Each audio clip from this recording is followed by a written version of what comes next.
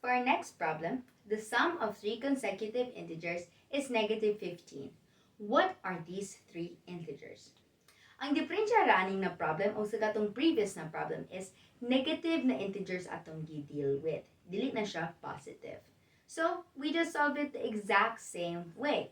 We solve it the algebraic way by substituting x for the first number, x plus 1 for the second number, and x plus 2 for the third number, since they're just consecutive integers. So, x plus 1 plus x plus 2 equals negative 15. Combine like terms, you get 3x plus 3 equals negative 15.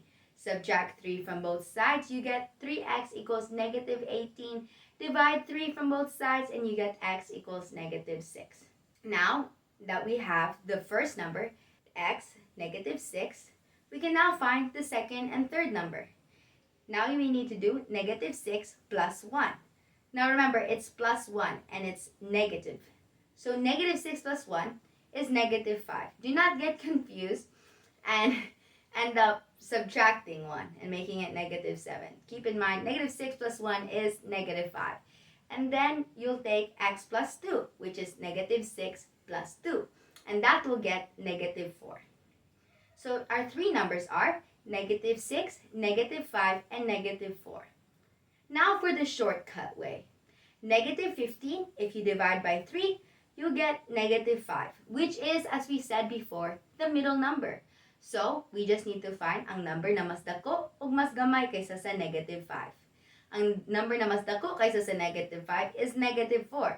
Ang number na mas gamay kaysa sa negative 5 is negative 6. The next integer that is smaller than negative 5 is negative 6. So, we have our three numbers again, negative 6, negative 5, and negative 4. If you're not so familiar with unsaon paggamit ang mga negative na numbers o unsaon pag-work with ang mga negative na numbers, keep a lookout for the next video where we'll explain that to you. So for our next problem, we have the sum of three consecutive odd integers is 39. What are these three integers? Now, ang importante i-keep a lookout for is ang odd. That is very important because it changes ang problem. So, if we put this in algebraic way, we cannot do x plus 1 anymore. Why? Because ang diferensya between ang duha ka odd numbers, 1 ug 3 for example, is 2, di ba? Dili naman siya 1 ang diferensya. Or like 7 ug 9, ang diferensya ana kay 2. And so, instead of doing x plus 1, we will have to do x plus 2 for the second number. So, for the first number, ato lang i-replace og x. And then, ang second number atong i-replace og x plus 2. Kay tungod, odd man siya. And then, ang third number atong i-replace og x plus 4 because ang diferensya between duha ka odd numbers is plus 2, right? Or 2. Now, let's set the equation. X plus 2 plus x plus 4 equals 39. And we get 3x plus 6 equals 39. Subtract 6 from both sides, we get 33.